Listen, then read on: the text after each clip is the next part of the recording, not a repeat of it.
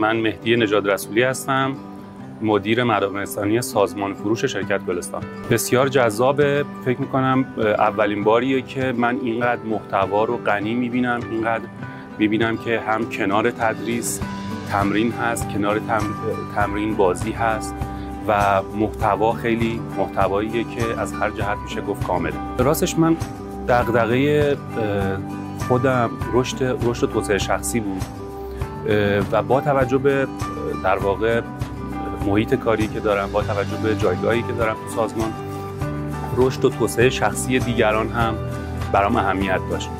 به همین دلیل کوچینگ رو انتخاب کردم. فکر کنم خیلی هم موثر خواهد بود روی هر دو. دوره در سطح خیلی خوبی برگزار شده. واقعیتش در واقع هم مدرسین، هم تیم آموزشی، هم نحوه در واقع آموزش رویه جالبیه که خب من ندیدم جای دیگه ای.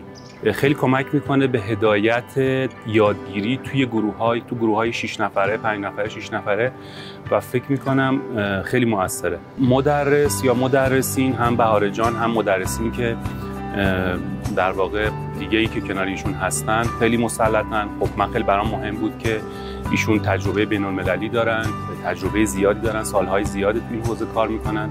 دوستان دیگه ای که هستن هم همینطور مدیرانی هستن که تجربه سازمانی داشتن که خب از جهت اون در واقع بحثی که من دنبالش بودم، بحث سازمانی، در واقع تجربه داشتن. تسلط خیلی خوبی رو مطالب دارن، خیلی پذیرنده هستن برای سوالات و از طرفی کل فرآیند کوچینگ هم با توجه به اینکه یه نوع یادگیری مارپیچی هست خیلی جذاب طراحی شده و کنارش این مدرسین هم میتونن خیلی خوب عمل کنن. آموزش مجازی رو خب من چند وقتی هست که دارم میبینم تو دوره‌های مختلف. اینجا هم دیدم، فکر کنم خیلی جذاب بود.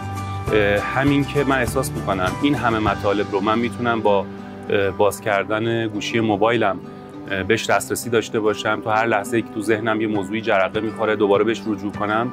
فکر میکنم خیلی جالبه. فکر میکنم یکی از تفاوت‌ها همین بحث آموزش مارپیچیه، یعنی یه جورایی یادگیری که ابتدا بیس مطلب گفته میشه، یعنی کل مطلب گفته میشه و کم کم این مطالب هر کدوم تک به تک عمیق میشه.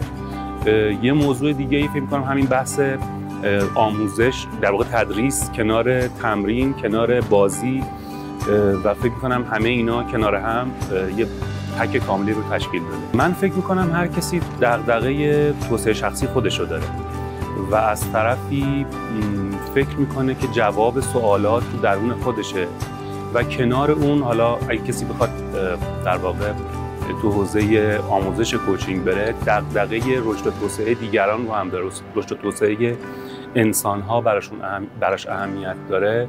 فکر کنم بعد این دوره رو امتحان کنید. محلی که شما میتونید توسعه شخصی داشته باشید و تواناییاتون رو رشد بدید و در واقع بتونید یادگیری داشته باشید.